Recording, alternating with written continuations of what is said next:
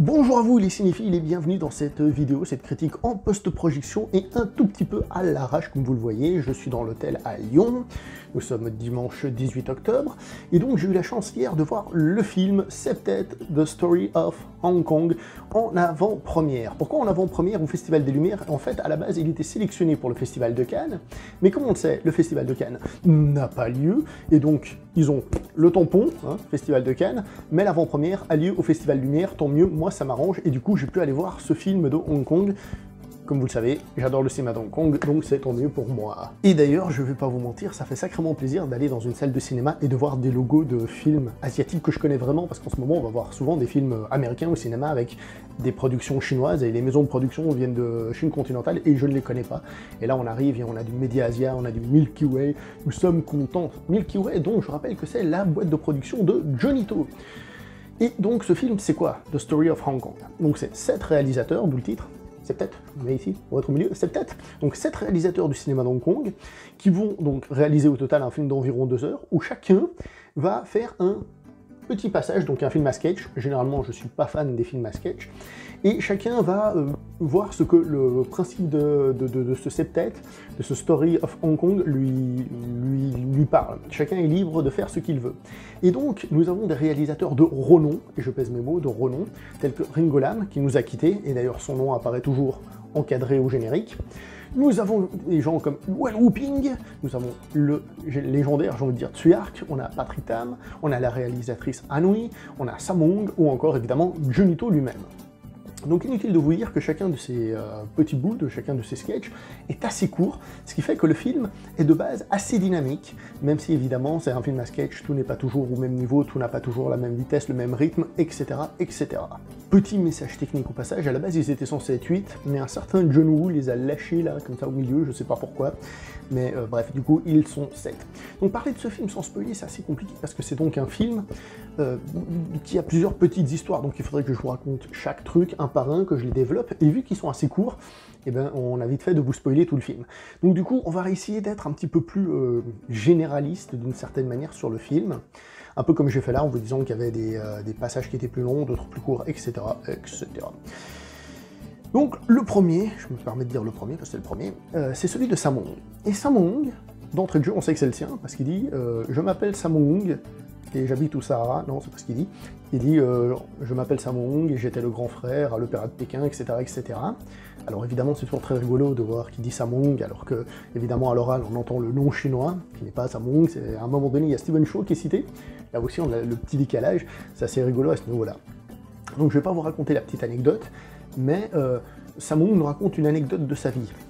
D'autres vont un peu plus prendre le titre au pied de la lettre, c'est-à-dire parler de l'histoire de Hong Kong, de son évolution.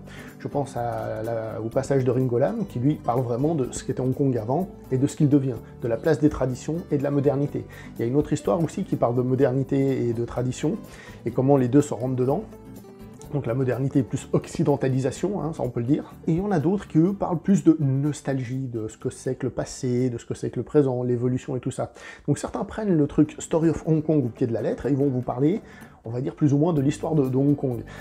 Il y en a un, j'essaie de rester vague évidemment, il y en a un qui lui va vous parler en mode situation économique. À un moment donné ça va, à un moment donné c'est la merde, à un moment donné ça va mieux, et donc de toutes ces variantes qu'il y a eu dans l'histoire, la rétrocession, le SRAS à une époque, si le film avait été plus récent, vous pouvez être sûr que le Covid il aurait été cité, enfin bref, il y a toute cette évolution du train de vie des Hongkongais qui est évoquée dans le film, évidemment en fonction des différentes histoires. Chacune de ces petites histoires, on voit qu'il y a un petit budget, peu de personnages, il y en a un ou deux généralement, et la plupart filment aussi dans un lieu fixe, c'est-à-dire ils ont un décor et ils jouent avec ça. Alors ils n'ont pas un décor, mais en gros c'est ça.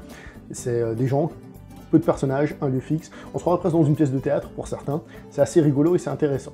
Évidemment, quand vous voyez la carte des réalisateurs là-dedans, vous pouvez y aller tranquillos au niveau de la mise en scène et tout ça, c'est très bien, même si comme j'ai dit, ce sont des low budget, évidemment, des petits épisodes. Mais bien que certains soient plus posés, contemplatifs, d'autres plus rigolos, il y en a c'est de la pure comédie et tout, donc ce qui fait que je les ai pas tous appréciés au même niveau, faut dire les choses comme elles sont. Le minimum qu'on peut dire de ce film, c'est qu'il a du coup une certaine rythmique, et ce qui fait qu'on aurait pu en rajouter beaucoup d'autres, des petits sketchs. Alors évidemment, peut-être pas en un film, parce qu'au bout d'un moment ça aurait fait 3 heures et on en aurait eu ras-le-bol, mais ça pourrait faire une bonne petite série télé, par exemple. Ce qui est aussi intéressant, c'est que si on connaît un peu les réalisateurs, on reconnaît qui est le réalisateur très rapidement. Alors le premier, Samung, c'est facile, parce que d'entrée de jeu, je dis « Salut, je m'appelle Samo », donc c'est facile. Mais après, les autres, on arrive à reconnaître facilement. Yuan Woo-ping, j'ai reconnu au premier coup d'œil. Ringo Lam, je me suis dit « Ça, c'est Ringo Lam, ça sent du Ringo Lam ». Johnny To aussi, je fais ça, c'est clairement du Johnny To. Je veux dire, on reconnaît la patte, et ça, c'est cool aussi, parce que, justement, on arrive à reconnaître ses réalisateurs. Donc il y a une espèce de petit pari, hein, on peut jouer le jeu avec ses amis, si vous voulez. Évidemment, en plus, on arrive à la fin du film, bah, moi, il y a 2 choix, donc c'est assez facile. Et je veux juste vous dire un petit truc, vite fait. Un truc qui défonce tout dans le film, et je vais vous le résumer en 2 mots. Tsui Arc. Ah, le passage de Tsui Arc dans ce film, oh là là là là là là là là. Je peux pas vous en dire plus, mais Tsui Arc nous fait du Tsui Arc. C'est-à-dire, il prend le concept de Story of Hong Kong, d'accord? Il regarde quel serait le truc basique, on parlait de l'histoire de Hong Kong, il prend le concept du film, il écrase tout ça, il le presse comme ça, et il en fait sortir un jus, et en fait, lui, au lieu de nous faire un truc basique, il va utiliser le jus qui réceptionne. Encore une fois, j'essaye de rester vague pour pas raconter le film aux gens, mais c'est le passage de Tsui Arc, c'est... Voilà, tout ce que je peux dire. Et la salle a été très très réceptive au passage de Tsui Arc, donc voilà. Si maintenant, je vais vous dire ceux que j'ai le plus aimé au moins.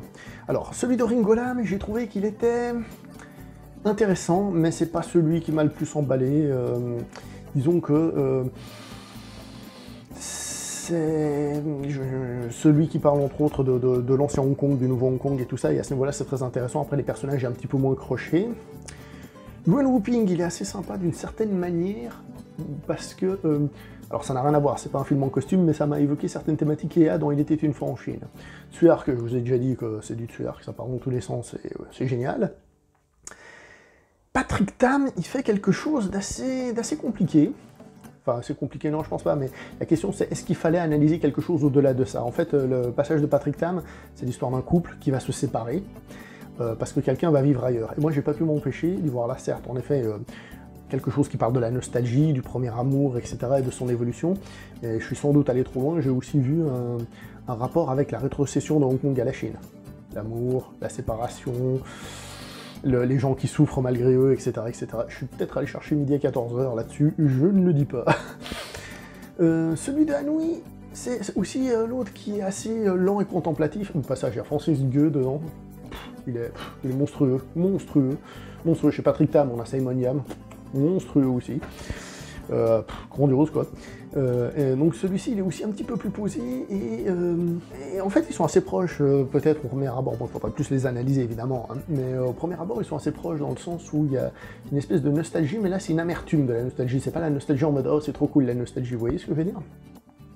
Ensuite on arrive vers Samung qui donc lui raconte une simple anecdote en fait de sa vie. À savoir que Samung, je crois qu'il avait réalisé, ou en tout cas il avait participé dans le film Painted Faces, où il interprétait son maître, déjà à l'époque, et où d'ailleurs il avait eu des petits soucis, enfin des petits soucis, son maître lui a dit « Dis donc, tu m'as fait très sévère dans ton film, j'étais pas aussi sévère ». Et Samung lui fait « Bah non, en fait, en réalité, vous étiez pire encore ». Donc il nous raconte cette petite anecdote, moi j'ai beaucoup aimé, surtout qu'il y a beaucoup de cascades, franchement c'est très acrobatique, et ça c'est vachement cool. Et Johnny To, il fait une espèce de comédie qu'il faut quand même suivre un peu, parce que ça balance beaucoup de chiffres en fait. Donc là vous aurez déjà compris que je parle de celui qui parle de l'économie à Hong Kong, mais il le fait avec un peu d'humour de second degré, de gens qui essayent de, comment dire ça, de gagner de l'argent, on va rester vague, voilà, tout simplement.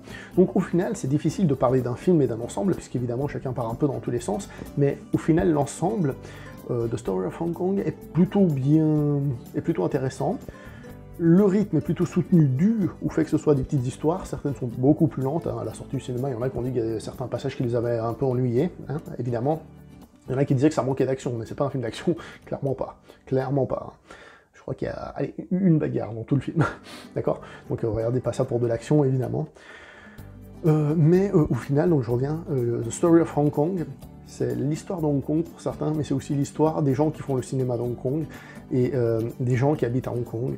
Et en gros, c'est le témoignage de ces gens-là. Il faut imaginer que c'est comme si on avait fait une petite interview de ces réalisateurs, et on l'avait dit, on l'avait en face de soi, on lui disait, vas-y, parle-moi de Hong Kong, raconte-moi un truc. Et le gars, il te regarde comme ça, puis au lieu de te dire c'est une grande ville, ou je sais pas quoi, il te regarde comme ça, puis il fait et ben en fait, je vais te raconter une histoire. Voilà, en gros, c'est ça le film. Donc c'est un film que j'ai bien apprécié, honnêtement, bien apprécié. Pas le film du siècle, mais je suis très content de l'avoir vu, donc voilà. Quand il sortira, début décembre, n'hésitez pas à aller le voir au cinéma, et puis vous m'en direz des nouvelles. Allez, portez-vous bien, ciao tout le monde.